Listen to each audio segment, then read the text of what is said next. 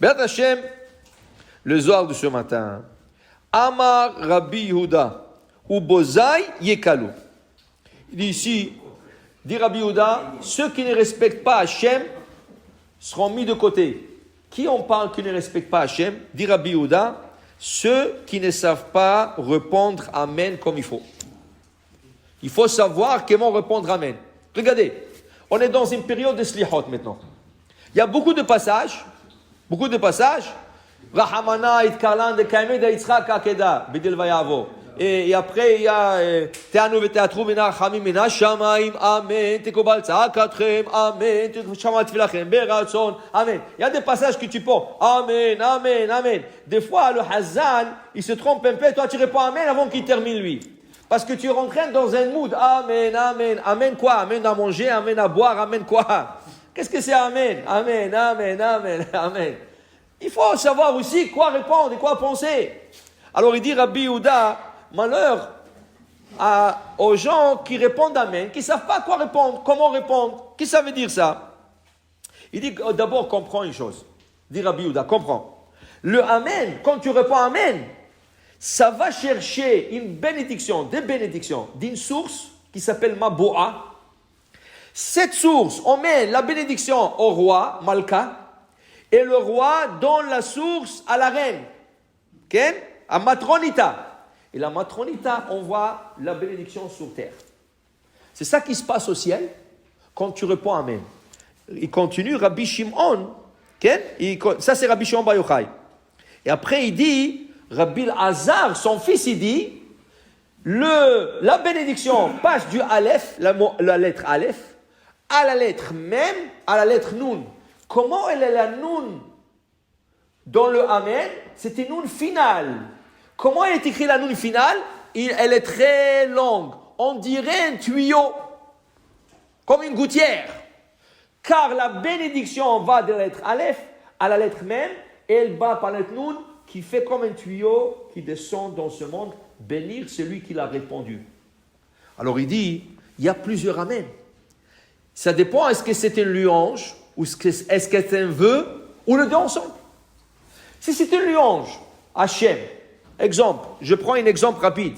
Idgadal, vidkadash, shemeraba. Qu'est-ce que tu es en train de faire? Une louange Hachem. Idgadal, vidkadash, shemeraba. Qui soit agrandi, idgadal, vidkadash, et sanctifié le nom de Dieu. Les gens répondent Amen, parce qu'il y a une louange qui a été faite à Dieu. Alors tu réponds Amen. Qu'est-ce qu'il faut que tu penses? Emet. Emet, ça c'est la vérité. Que le nom d'Hachem soit loué. Emet.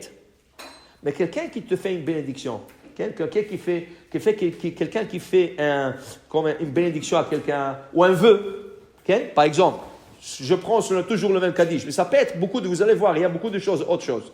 Le Kaddish, tu dis, Al Israël, Val Rabbanan, Val Talmidehon, Val Talmidehon, sur Israël, sur le gens qui étudient la Torah, Rabbanan, Al Talmidehon, leurs élèves, Talmidehon, les élèves des élèves, des Atvin, Vaskin, Boraita, Kadisha, qui s'assoient, qui étudient la Torah, Kedosha, qui soit béni, qui soit réussi, tout ça. Tu réponds Amen. Ça, c'était pas une louange, ça, c'était une bénédiction. Quand tu réponds Amen, qu'est-ce que tu dois penser? Keni Ratson. Alvaï qu'il soit ici, qu'il soit béni. Keni Ratson. Prends la Hamida, quand on fait la répétition de la Hamida, à partir de Ata Chonen la Damdat jusqu'à Modim, toutes les bénédictions sont à la fois une louange et un vœu. Baruch ata Hashem Chonen Adat. Ça, c'est une louange qu'Hachem donne la sagesse, mais c'est un vœu aussi, Hachem donne-nous la sagesse. Qu'est-ce qu'il faut que je pense quand je dis Amen? Deux choses. Amen, Emet, Keni Ratson. Je ne le dis pas, je le pense seulement. Dire Rabbi Yehuda, tu comprends? Quand tu réponds Amen, il faut savoir comment répondre aussi. Il faut savoir comment répondre. Okay? Pourquoi? Parce que c'est dommage que tu dis Amen et tu ne sais pas qu'est-ce que tu es en train de dire. Stam, jeter un Amen, il y a un halakha. Kola one Amen yetoma, has veshalom. C'est lui qui répond un Amen orpheline, ses enfants seront orphelins. Qu'est-ce que c'est un Amen orphelin? Du coup, tu dis Amen. Amen. Amen quoi? Amen quoi? D'où tu as sorti ça? Alors, je vais vous donner un exemple très pratique. Le samedi, lundi, jeudi, samedi, le gars est monté à la Torah il a fait la bracha, Baruch ata Hashem noten Torah. Tout le monde répond Amen. Il y a des Hazan. Il attend que tout le monde se tait. Ça lui prend à peu près, on va dire 20 secondes, 25 secondes. Et après, il dit Amen. Vaidaber Adonai Moshe Lemo. Amen. Allô. Le gars, il a fini son sabracha il y a 25 secondes. Qu'est-ce que tu réponds Amen? C'était un Amen orpheline. Amen, on répond tout de suite sur le champ. Okay? Tu n'attends pas. Et Amen, on t'en fait quand le gars, il a fini de faire sa prière. On répond Amen. Ça veut dire qu'il y a des règles dans le Amen. Si tu réponds pas Amen comme ça, Amen. Non. C'est pour ça qu'il dit, Rabbi Yehuda, très important, savoir répondre le Amen. Alors, je vais vous dire quelque chose. Dans Rosh Hashanah et Kippour, il y a plein de prières où on répond Amen. Plein de prières où on va répondre Amen. De supplications. Rosh Hashanah, il n'y a pas de supplications, c'est Kippour. Mais à Rosh Hashanah aussi, il y a beaucoup de vœux qu'on réponde Amen. Okay? Il faut faire attention comment on répond. Okay? On dit que le Amen le plus important, c'est le Amen de Yehe Sheme Rabba Mevarach La'alam ou La'alme Almaya Idbarach Bishtabar Mitpar. C'est le plus important. Pourquoi? La Gemara dit, quand tu réponds Amen, Yehe Sheme Rabba Mevarach La'alam Almaya, d'abord, Amen, ça revient sur ce qui a été dit avant. On dit, Gada Vikada Sheme Rabba, Balma Devachi Ote Vechote, Amen. Bechayechon, Vemechon, Bechayesraim, Baragazan Karim, Vivrou, Amen. Amen. Sur ce qu'il a dit, Bechayechon ou Biomechon. Après commence un nouveau passage. Yehe Sheme Rabba Mevarach La'alam ou La'alme Almaya. Alors il ne faut pas dire Amen Yehe Sheme Rabba Mevarach. C'est faux. Amen, stop, parce que ça revient en arrière. Nouveau passage. Yehe Sheme, moi je donne maintenant une louange. Yehe Sheme Rabba Mevarach. Ça c'est une chose. Deux, la Gemara dit, Kola on est Amen Bechol Kocho. Tout celui qui répond Amen avec toute sa force. Dit Rashi, qu'est-ce que c'est sa force? Est-ce qu'il faut crier? Non, il ne faut pas crier. Toute sa kavana, avec toute sa pensée, il dit Amen. Et Keni Ratson ou Emet, il dit, Potrimlo, on lui ouvre Sha'ari Gan Eden.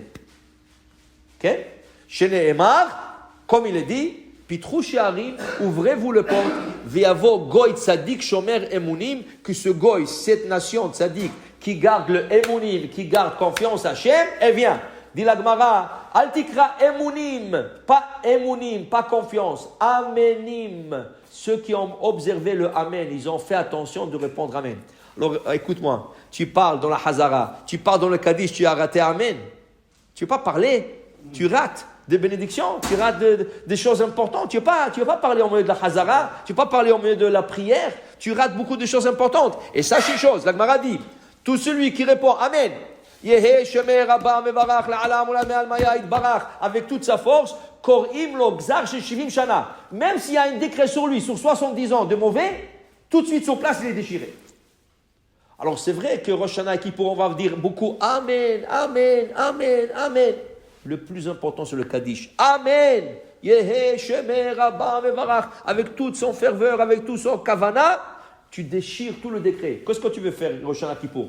Il n'y aura pas de décret sur toi. Voilà une ségoula. Réponds Amen comme il faut et tout le décret seront déchirés et les bénédictions seront amenées de Maboua au roi à la reine, de Aleph, Amen, à nous Sophite qui descend comme un tuyau et bénit tous ceux qui ont répondu le Amen. Baruch Adonai Le'olam. Amen ve Amen. Rabbi